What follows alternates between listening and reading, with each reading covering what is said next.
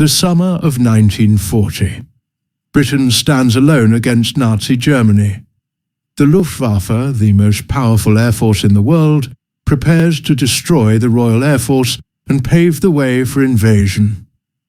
Hermann Göring, Hitler's Air Force commander, promises to sweep the RAF from the skies in a matter of days. German bombers have already devastated Warsaw and Rotterdam. Paris has fallen. Now only the narrow waters of the English Channel stand between Hitler and total victory in Europe. But Britain has a secret weapon, an invisible shield that would change warfare forever. Hidden along the coastline, disguised as ordinary radio towers, a network of revolutionary detection stations operates day and night. This is the story of radar, the technology that saved a nation and altered the course of history. It's a story of brilliant scientists working against impossible deadlines, of young women staring at glowing screens in darkened rooms, and of a defensive system so sophisticated that the enemy never fully understood why they couldn't win.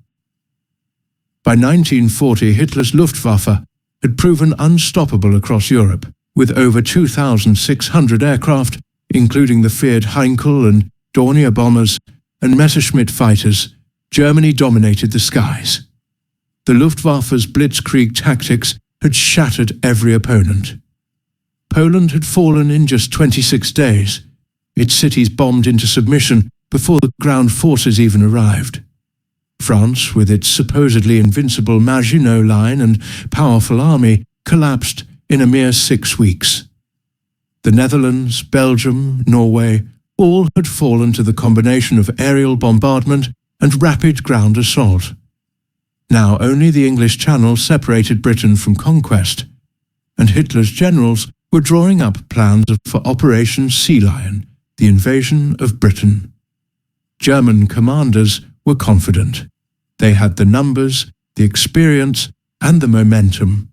All they needed was control of the skies. Prime Minister Winston Churchill understood the gravity of the situation better than anyone.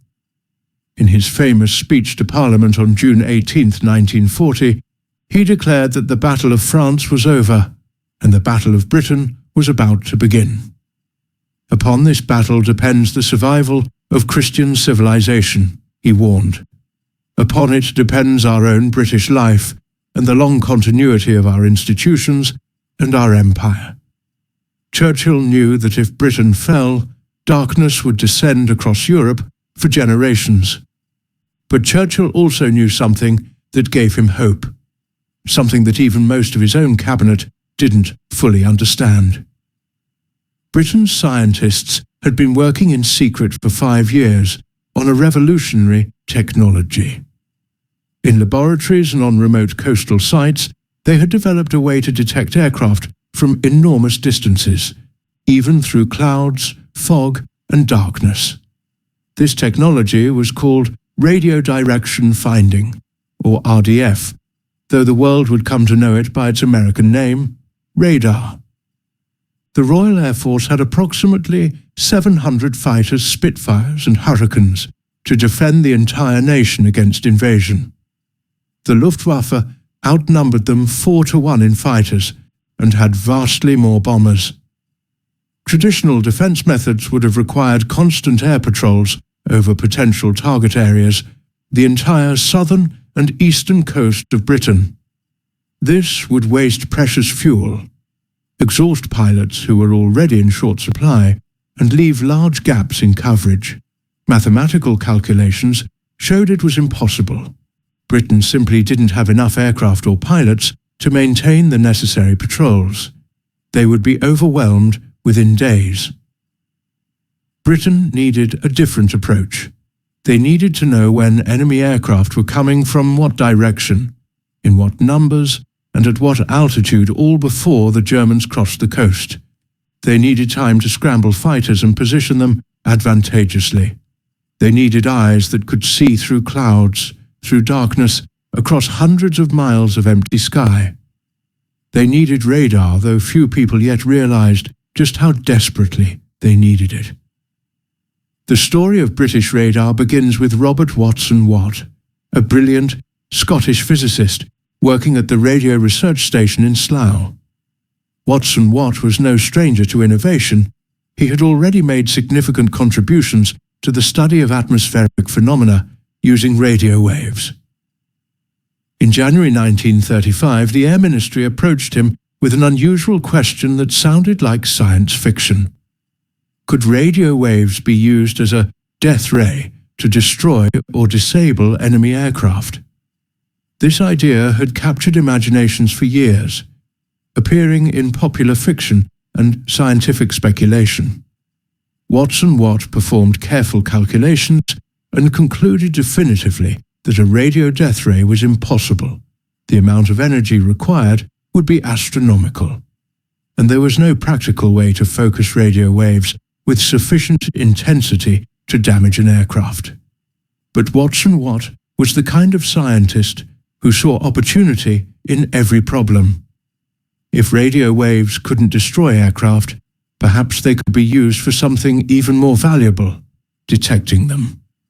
Watson Watt's assistant Arnold Wilkins performed calculations that changed history. Radio waves, like light waves, reflect off solid objects.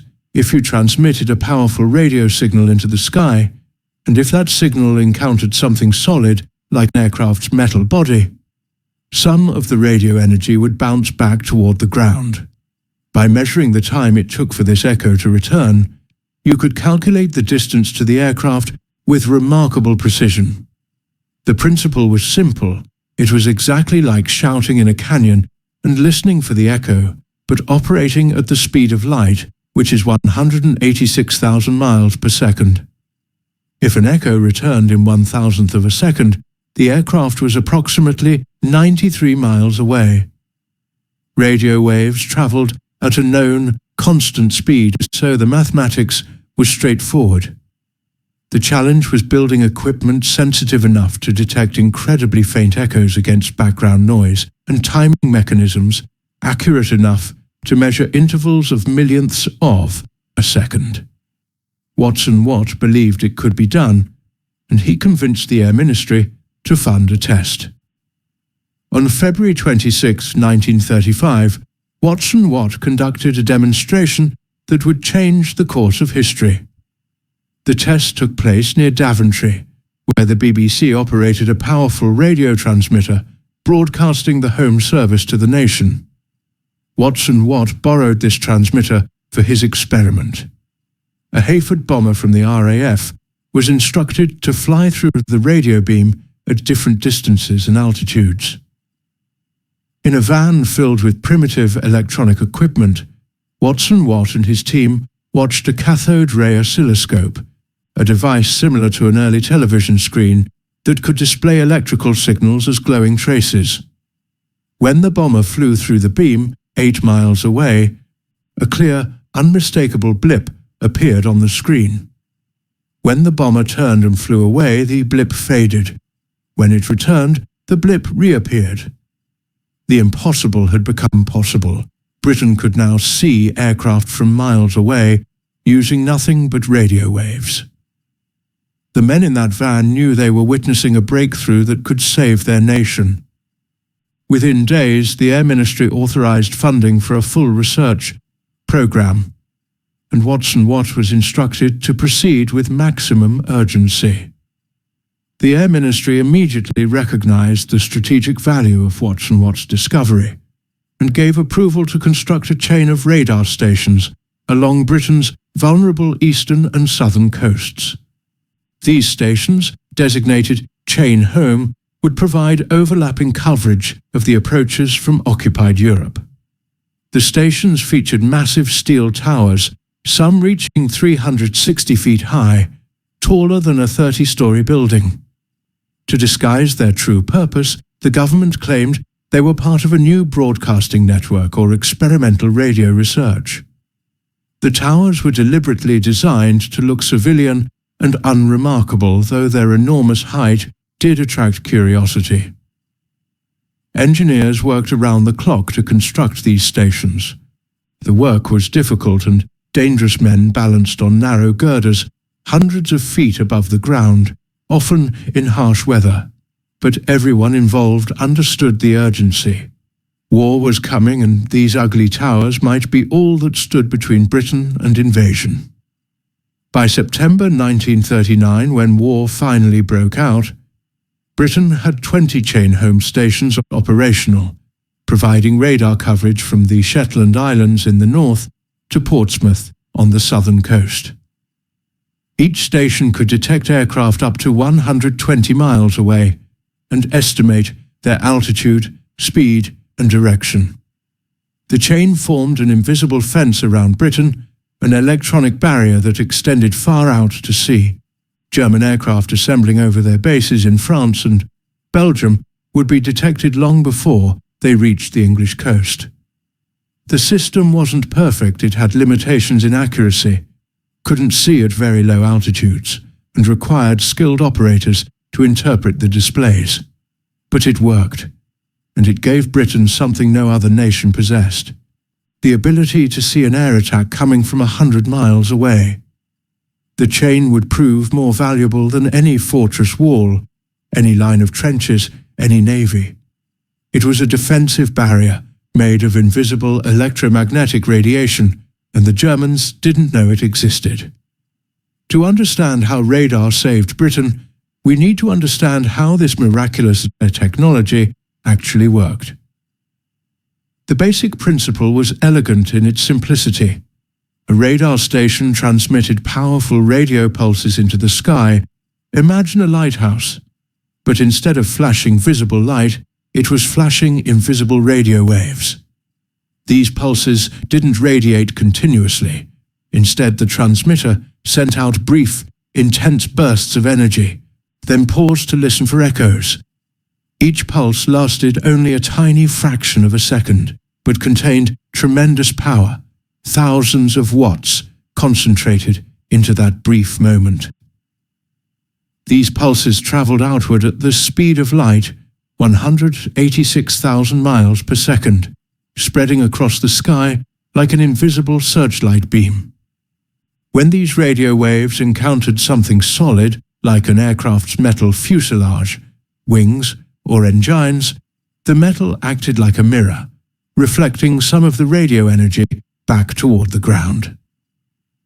The amount of energy reflected depended on the size of the aircraft, its distance, and its orientation relative to the radar beam, but even a faint echo was enough for the sensitive receivers to detect.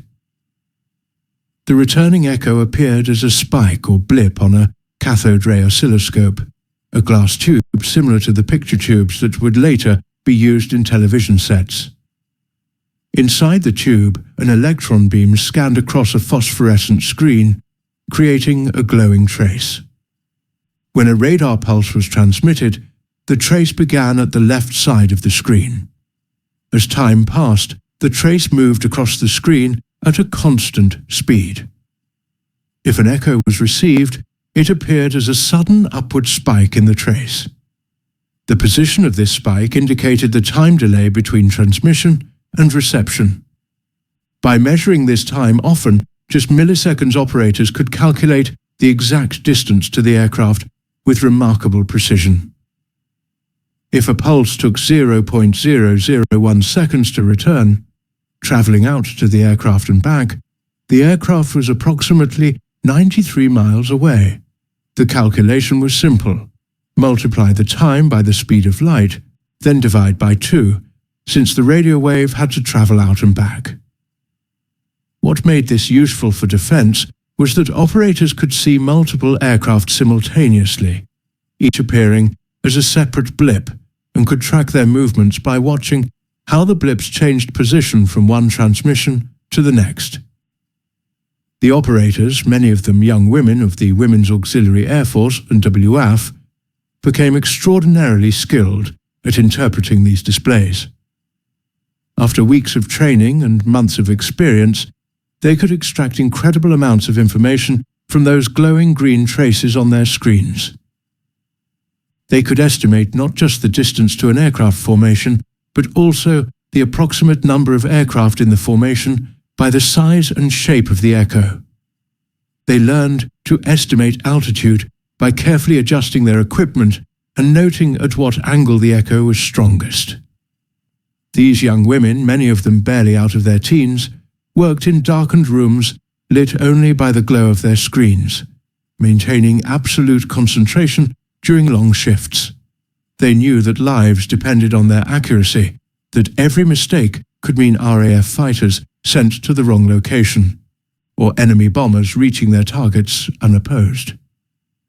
The information these operators gathered was immediately telephoned to Fighter Command Headquarters, where it became part of the larger air defense picture.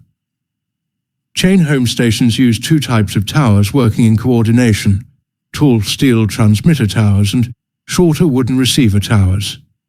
The transmitters mounted on the steel towers sent out powerful pulses that reached out over 100 miles. The receivers, supported by crossed wooden towers, typically 240 feet high, picked up the faint echoes returning from distant aircraft. The wooden towers were arranged in a distinctive crossed pattern, like a giant letter X when viewed from the above. This configuration supported wire antennas stretched between the tower tops, creating an array that could determine not just the distance to an aircraft, but also its approximate direction. The system operated on relatively long wavelengths between 10 and 13.5 meters, which meant the antennas had to be enormous. These long waves had advantages. They could travel long distances and weren't significantly affected by weather, but they also had limitations. The long wavelength meant relatively poor accuracy, typically within a few miles and a few thousand feet of altitude. For precision, Britain would later develop shorter wavelength radars, but Chain Home's long-range early warning capability was exactly what was needed to defeat the Luftwaffe in 1940. Detection was only the first step in a sophisticated system. The real genius of Britain's air defence was what happened next, in the nervous centre of Fighter Command at Bentley Priory. All radar information from every chain home station along the coast flowed into what was called the filter room, a large, windowless space filled with controllers, plotters, and communication equipment. Here, skilled operators combined radar data from multiple stations to create a comprehensive picture of enemy air movements. The challenge was enormous. Dozens of radar stations were each tracking multiple contacts, and the same aircraft formation might be detected by 3 or 4 different stations simultaneously. Each station would report slightly different positions due to measurement errors and the limitations of the technology. The filter room's job was to make sense of this flood of data, eliminate duplicate reports, filter out spurious echoes from weather or equipment malfunctions, and produce accurate tracks of genuine enemy aircraft formations. This required not just technical skill but also incredible powers of concentration and judgment. The filtered information then passed to the main operations room, where commanders made the critical decisions about how to respond to each threat. The operations room at Bentley Priory was a site that would have seemed impossibly futuristic to any visitor from even a decade earlier. In the center of the room, dominating everything, was an enormous map table representing the airspace over Britain and the approaches from occupied Europe. Using long croupier-like sticks, WAF plotters moved colored markers across this map in real time as new position reports arrived. Each marker represented an enemy formation. Its position, estimated strength, altitude, and direction of travel clearly indicated by symbols and numbers. Different colors indicated how recent the information was. Red markers meant the position was fresh, less than 5 minutes old. Yellow indicated 5 to 10 minutes old. Blue meant older information. This color coding allowed observers to see at a glance which tracks were current and which might be outdated. Around the edges of the map table sat telephones and communication equipment, maintaining constant contact with radar stations, observer corps posts, and fighter squadrons. Above the map, in a gallery like a theatre balcony, senior officers and controllers watched this evolving picture and made life or death decisions. Which squadrons to scramble, from which airfields where to position fighters for best effect, when to engage the enemy, and when to hold forces in reserve.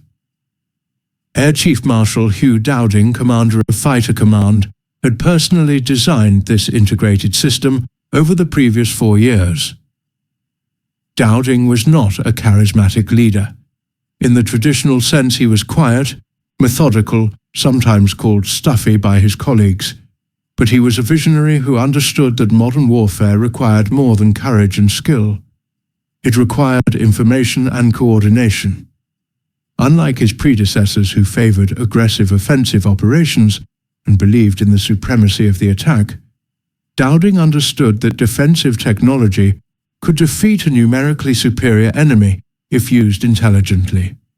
His system connected radar stations, observer corps posts, operations rooms, fighter squadrons, and anti-aircraft batteries into one seamless network, the world's first integrated air defense system. Every element had its role, every role supported the others, and information flowed smoothly through the entire structure. Critics had called Dowding's ideas too complicated, too reliant on untested technology.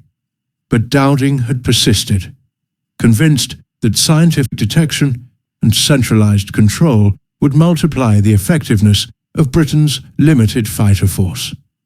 The summer of 1940 would prove him absolutely correct.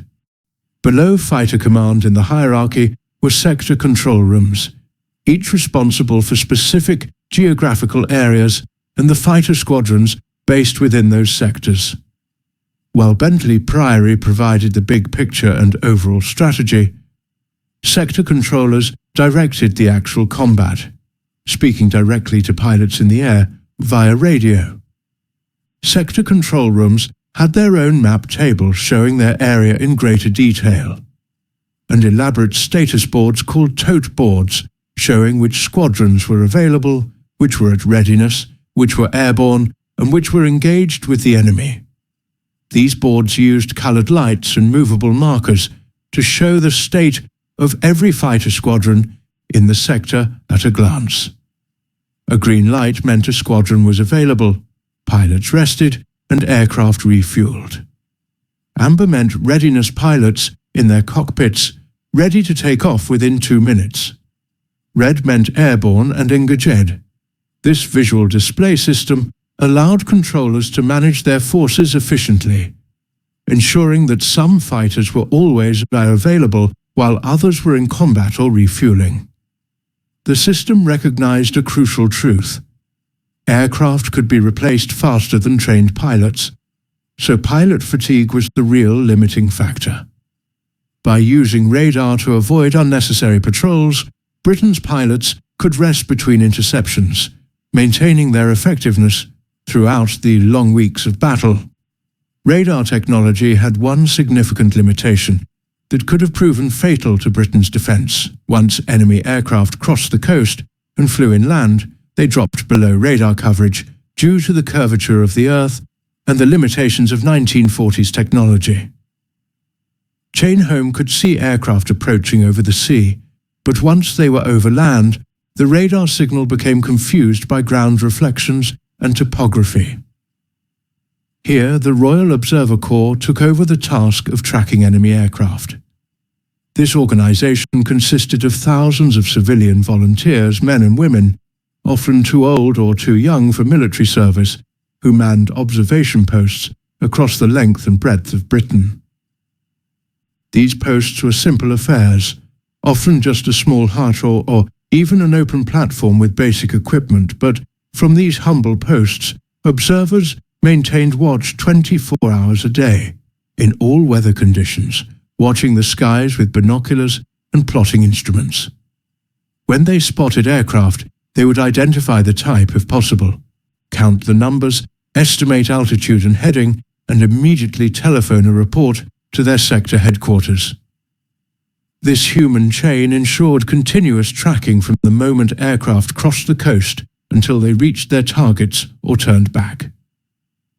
Some observer corps posts were equipped with acoustic locators, remarkable devices that resembled giant concrete ears or trumpet-shaped sound collectors.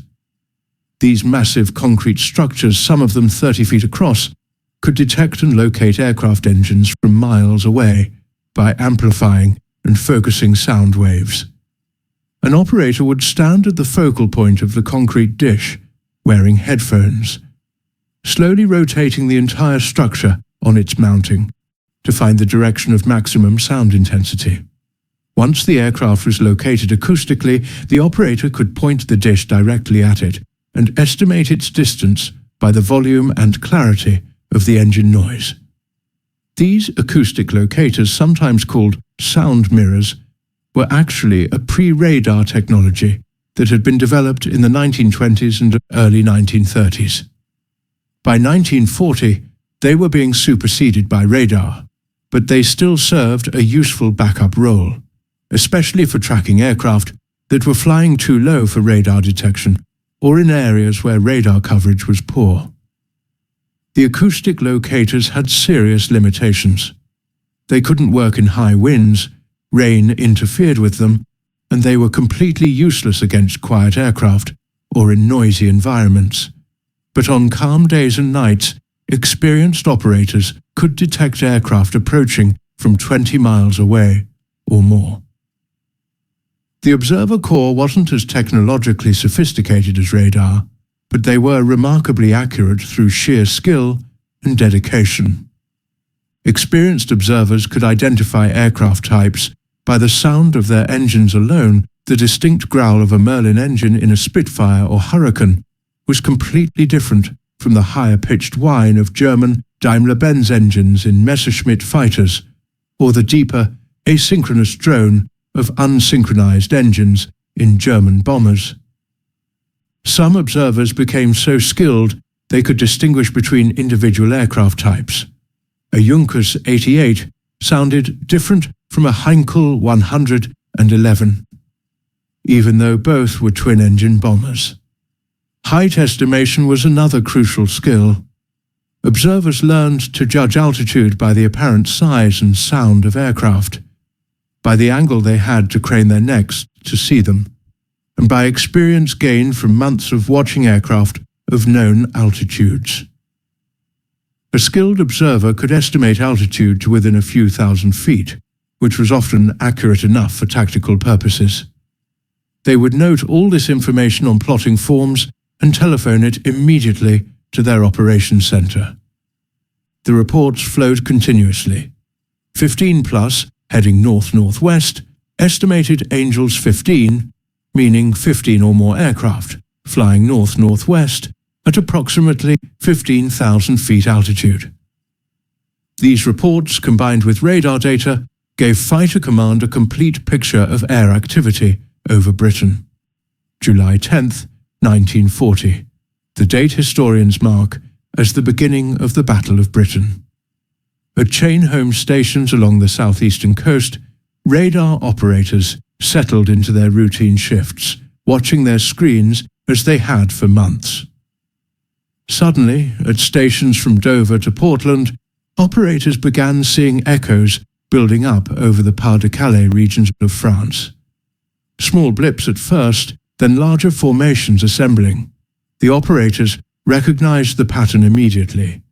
The Germans were gathering for a major attack. Reports flooded into the filter room at Bentley Priory.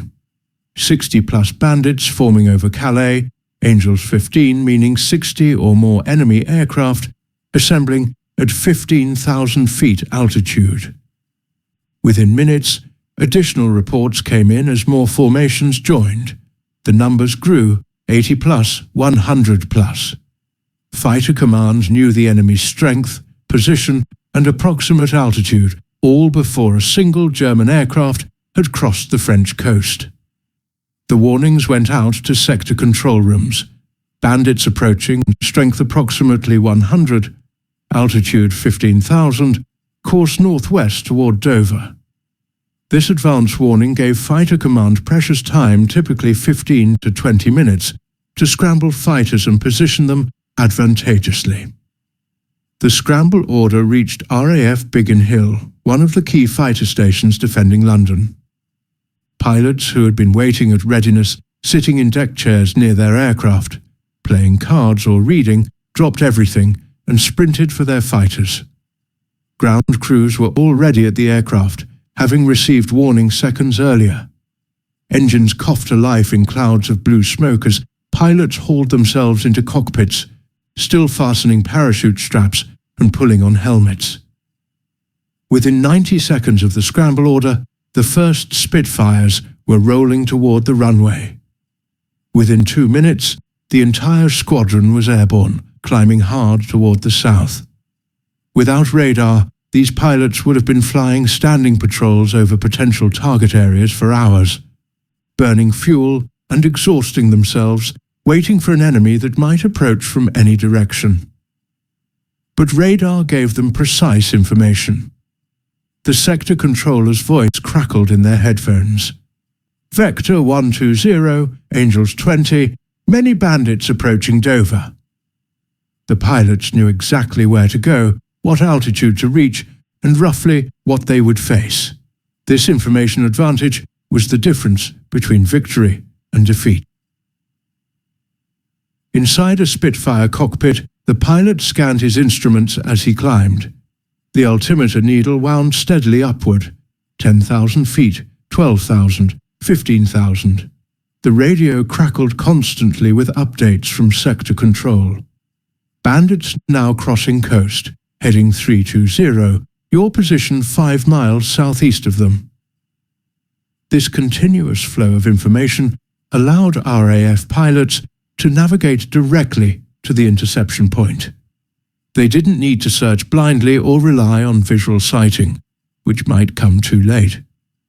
Ground controllers tracked both the German formations and the British fighters, calculating intercept vectors with surprising accuracy given the limitations of 1940s technology. When the controller said tally-ho or enemy in sight 12 o'clock high, pilots knew to look up and ahead, and there the enemy would be a formation of German bombers, often with escort fighters above them. The psychological advantage was enormous.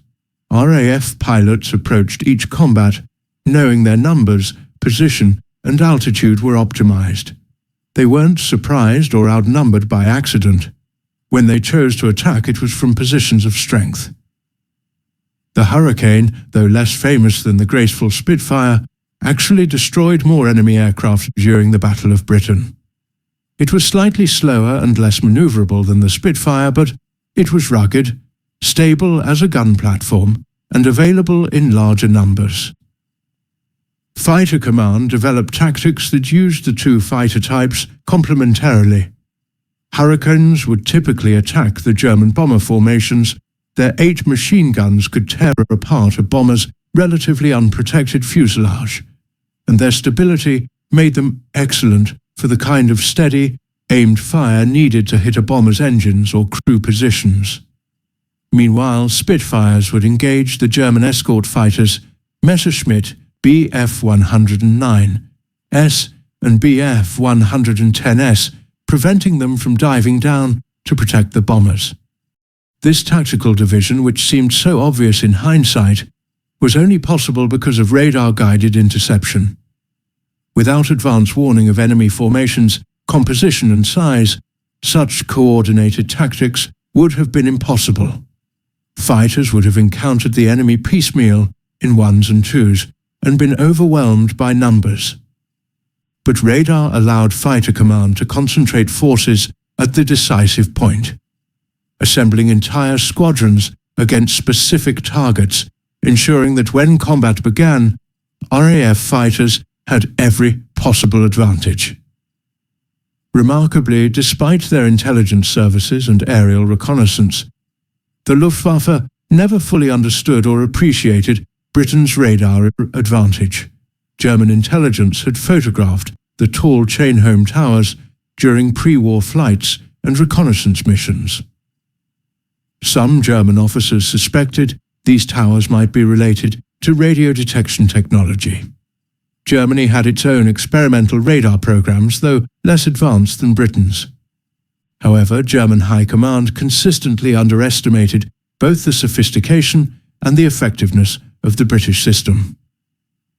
They assumed the towers were either experimental equipment of limited capability or perhaps radio navigation beacons. They never realized that these towers formed an integrated network covering the entire approach to Britain, or that this network was connected to a centralized command system that could vector fighters with remarkable precision.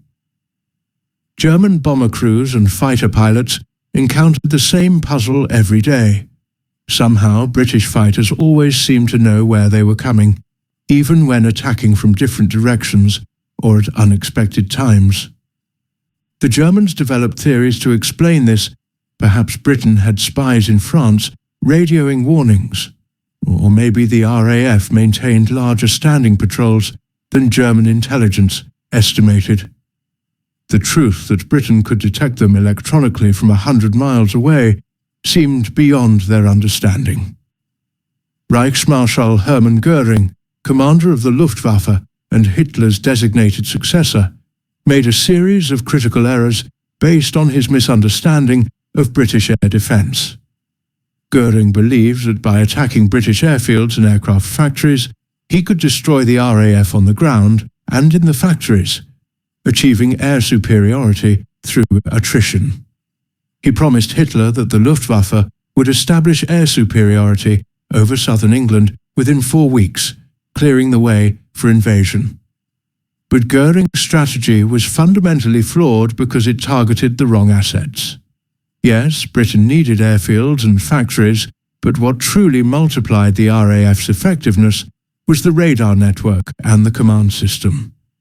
Because of radar, the RAF didn't need to keep hundreds of fighters in the air simultaneously. They could keep most fighters on the ground until needed, preserving both fuel and pilot strength. Because of the integrated command system, Britain could concentrate forces rapidly against specific threats. Göring never understood that destroying 10 chain-home towers would have been worth more than destroying 10 airfields. His strategic blindness would cost Germany any chance of achieving air superiority over Britain. The Luftwaffe did attack several radar stations during the Battle of Britain, and several chain-home towers suffered damage from bombing. On August 12, 1940, the station at Ventnor on the Isle of Wight was heavily bombed, and its transmitter buildings were destroyed. The station was off the air for several days, creating a gap in radar coverage over the Solent and Western approaches. Other stations suffered damage to buildings, power supplies, and equipment. But crucially, the Germans never followed up these attacks systematically. After a few raids on radar stations, Göring ordered his aircraft to concentrate on airfields instead, believing they were more important strategic targets. This decision puzzled some German officers who recognized the tower's value, but Göring was convinced he knew best. Had the Luftwaffe made destroying chain-home their priority and sustained attacks on these stations over several weeks, they might have succeeded in blinding British air defence. The towers were vulnerable. They were large, static targets, and while they could be repaired, sustained attacks would have eventually destroyed them faster than repairs could be made. But this never happened because Göring failed to recognize what he was fighting against. On September 7, 1940, frustrated by their inability to destroy the RAF, despite 2 months of intensive effort, the Luftwaffe shifted strategy dramatically. Hitler and Göring decided to attack London directly, aiming to terrorize the civilian population and force Britain to sue for peace. This began the Blitz massive bombing raids on London and eventually other major British cities. Radar detected these huge formations, sometimes 300 aircraft or more, assembling over France and Belgium, then streaming across the Channel toward London. The formations were so large that multiple radar stations tracked them simultaneously, their combined strength showing on the operations room map like a solid wall of aircraft. The shift to attacking cities was actually a strategic mistake that may have saved the RAF. Just when airfields and aircraft factories were under maximum pressure, the Luftwaffe switched targets, giving Fighter Command breathing room to repair damage and reorganize squadrons. But for the citizens of London and other targeted cities, this strategic error meant terror from the skies. Night after night, air raid sirens wailed and German bombers dropped their deadly cargo on homes, factories, and historic buildings. Yet even during these dark nights, radar continued to track the incoming bombers, allowing civil defense to prepare and fighters to attempt interception. The night raids posed entirely new challenges for Britain's defense system. Chain-home radar worked just as well at night, as during the day radio waves don't need light to function, and darkness made no difference to detection. Radar operators could track German bombers approaching, immune in the darkness just as effectively as in daylight. However, RAF fighters faced enormous difficulties. Day fighter tactics relied heavily on visual contact pilots needed to see their targets to attack them. In the darkness, even when ground controllers vectored fighters to within a few miles of German bombers, pilots simply couldn't see them against the black sky. Pilots would report frustration at knowing bombers were nearby, but being unable to locate them visually. Anti-aircraft guns fired massive barrages, filling the night sky with exploding shells and creating a spectacular but largely ineffective display. The searchlight batteries swept the skies, trying to illuminate bombers for the guns, but German pilots learned to avoid the searchlight beams or fly above their maximum range. Britain desperately needed a solution, a way to guide fighters to enemy bombers in total darkness.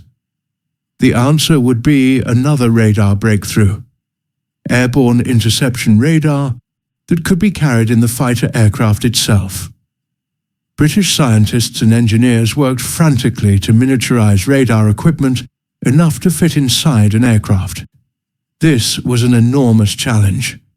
Chain-home stations used massive antennas mounted on 300-foot towers and required truck-sized transmitters and receivers. Somehow, all of this had to be reduced to equipment small enough and light enough to fly in a twin-engine fighter without compromising performance. By late 1940, they succeeded in developing AI, airborne interception radar, the Mark IV version of which became operational in the Bristol Beaufighter. The Beaufighter was a large, powerful twin-engine fighter capable of carrying the additional weight of the radar equipment and a second crew member to operate it.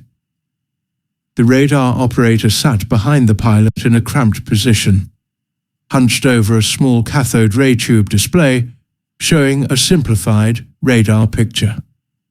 The airborne radar had much shorter range than ground stations, typically only a few miles. But this was enough for its purpose. Ground controllers using chain-home would vector the night fighter to within a few miles of a German bomber formation. Once in the general area, the radar operator would begin searching his screen for the telltale blip of an enemy aircraft. When he detected one, he would give directions to the pilot. Contact 2 miles ahead, slightly right, same altitude. The pilot would adjust course and the operator would provide continuous updates. 1 mile dead ahead, half mile slightly left. When the range closed to a few hundred yards, the pilot might catch a glimpse of the bomber's dark silhouette against the slightly lighter sky, or see the blue flames from its exhaust pipes. Then came the attack, a burst of cannon fire from the Beaufighter's heavy armament, and another German bomber fell burning from the sky. Despite the technological advances, the Blitz inflicted terrible damage on British cities. From September 1940 through May 1941, German bombers attacked London 71 times, dropping over 18,000 tons of high explosive bombs.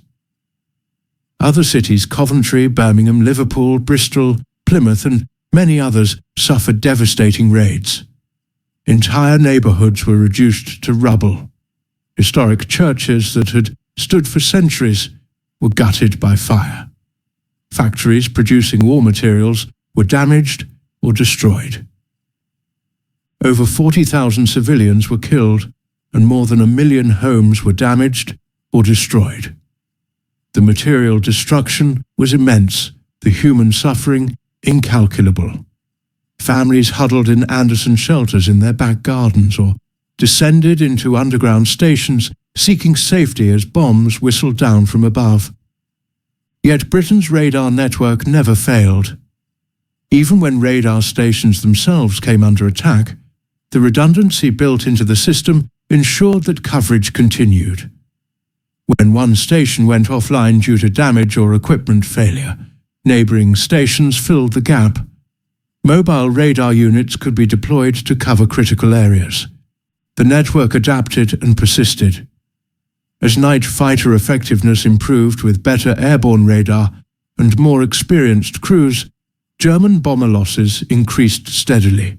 By spring 1941, the Luftwaffe was losing bombers faster than they could be replaced, and the Blitz gradually diminished in intensity as German attention turned eastward towards a planned invasion of the Soviet Union.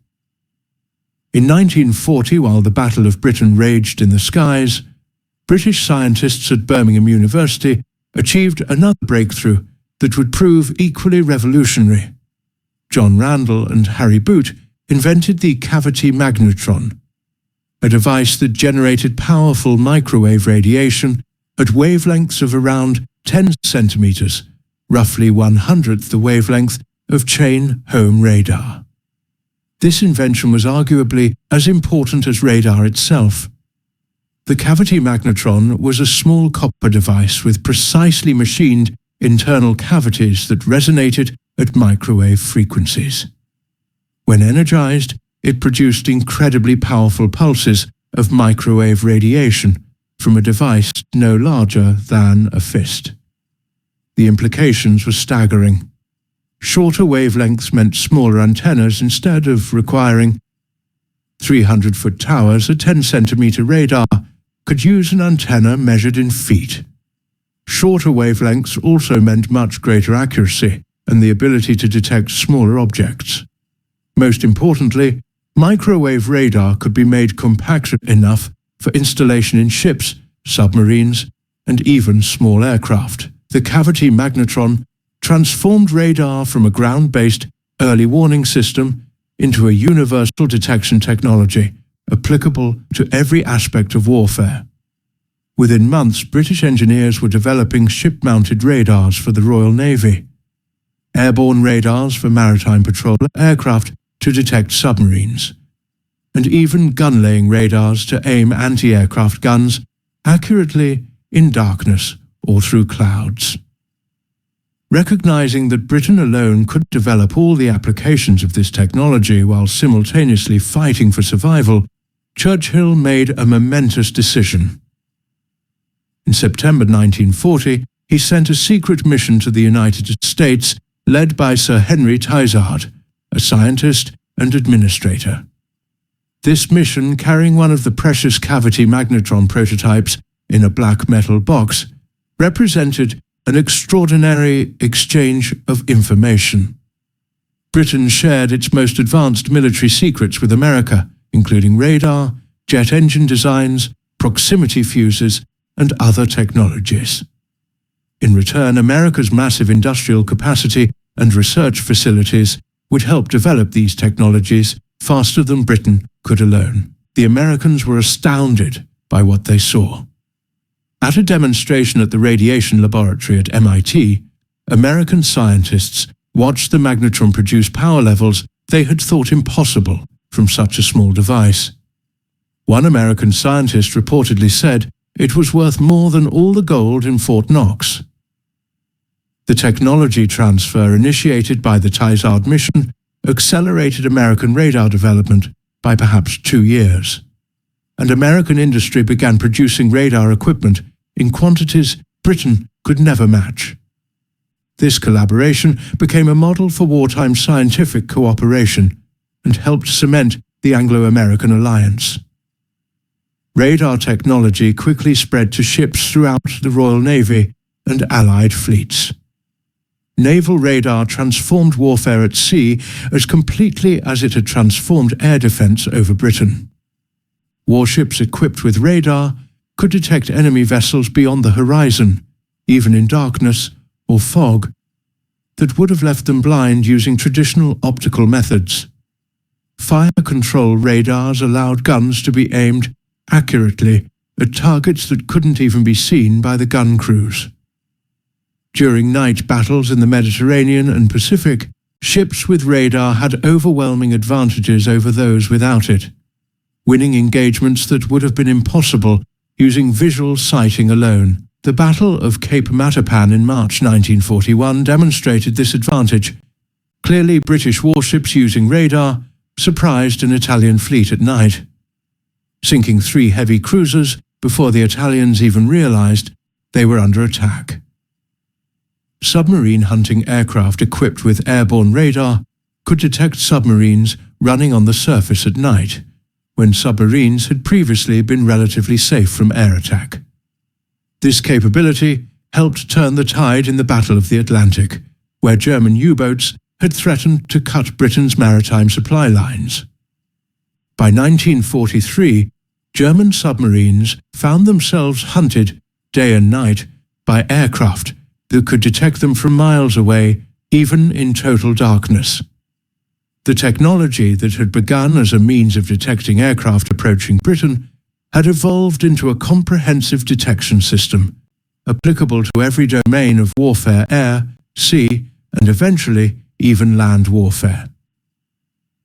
Today, more than 80 years after Chain Home defended Britain, radar is so ubiquitous that we barely notice it, even though it surrounds us and makes modern life possible. Every commercial airport in the world relies on radar, descended directly from those wartime systems. Air traffic controllers track hundreds of aircraft simultaneously using sophisticated radar systems that can detect aircraft hundreds of miles away and determine their altitude, speed, and identity with precision unimaginable in 1940.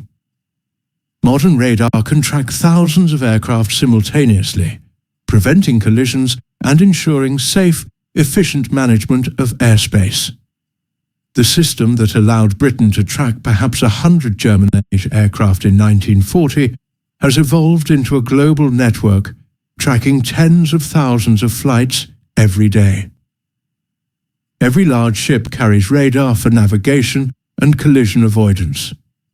Weather forecasters use sophisticated Doppler radar to track storms and predict severe weather, saving countless lives through early warnings of hurricanes, tornadoes, and other dangerous conditions. Police use radar to measure vehicle speeds. Satellites in orbit use radar to map the Earth's surface, measure ocean currents, and even detect subtle ground movements that might indicate earthquakes. Medical imaging technologies like MRI scanners use principles closely related to radar. The cavity magnetron, invented for warfare, eventually found peaceful applications. The microwave oven in your kitchen operates using the same basic technology, heating food with the same microwave radiation that wartime radar used to detect aircraft. When final victory came in May 1945 and crowds celebrated VE Day in the streets of London, radar operators and scientists rarely received public recognition for their contributions. The technology remained classified for years after the war ended. Chain Home stations continued operating into the 1950s as part of Britain's Cold War air defences, and the government saw no reason to publicise details that might benefit potential adversaries. Robert Watson Watt received a knighthood and some recognition, but the thousands of WAAF operators, the engineers who maintained the equipment, the scientists who refined the technology under wartime pressure, The filter room controllers and all the others who made the system work remained largely anonymous. They had operated in secret during the war and remained in obscurity after it. Yet military historians now universally agree that without radar, Britain would almost certainly have fallen in 1940. The mathematical calculations are clear. Without the ability to detect incoming raids and vector fighters efficiently, the RAF would have been overwhelmed by sheer numbers within weeks. The Luftwaffe would have achieved air superiority. Operation Sea Lion would have proceeded, and Nazi Germany would have controlled all of Western Europe, the course of World War II, and perhaps all of modern history would have been dramatically different. The development of nuclear weapons, the Cold War, the emergence of the European Union, the independence of former colonies, all of these might have unfolded very differently, or not at all, had Britain fallen in 1940. Today only a few chain home towers still stand, preserved as monuments to the technology and the people who operated them. Most were demolished in the decades after the war, considered obsolete and unsightly, but a few have been saved and protected as historic landmarks. These rusting steel structures, often in remote locations along the coast, represent one of humanity's greatest technological achievements, proof that ingenuity, scientific method, and determination can triumph over brute force. When you see one of these towers weathered by decades of coastal winds, it's worth remembering what they represented in 1940. Hope when Britain stood alone, innovation under impossible pressure, and the crucial difference between freedom and tyranny. Young women barely out of school sat in darkened rooms watching glowing screens, their concentration and skill directly protecting their nation.